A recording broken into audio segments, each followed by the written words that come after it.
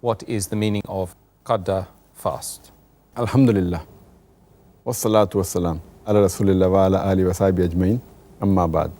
A'udhu billahi minash shaitanir rajim. Bismillahir rahmanir rahim. Rabbi shrah li sadri. Wa yassir li amri. Wahlul 'uqdatam min lisani yafqahu qawli. The word Qadha means to fulfill or compensate fasts which were due and they could not be executed. Means if there is a fard fast which you could not keep for some valid reason, then it has to be compensated or fulfilled later on.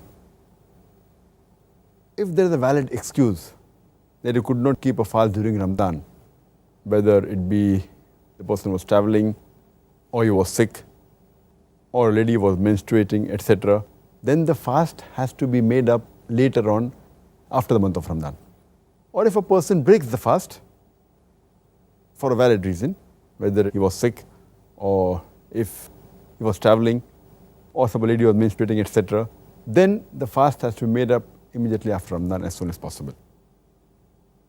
Allah says in the Quran, in Surah Baqarah, chapter number 2, verse number 185, fasting was prescribed for a fixed period, but if any of you is ill or on a journey, then it should be made up later in the other days.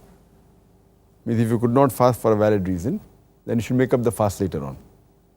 For example, if suppose someone is sick or is traveling for the full month, then the full month should be made later on. If the month of Ramadan was for 29 days, then the person should fast for 29 days later on. If the month of Ramadan was for 30 days, then the person should fast for 30 days.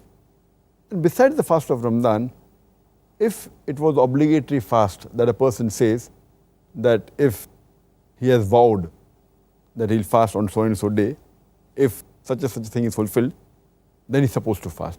And if he could not fast for a valid reason, even that should be made up later on, and even that is called as a Qadha fast.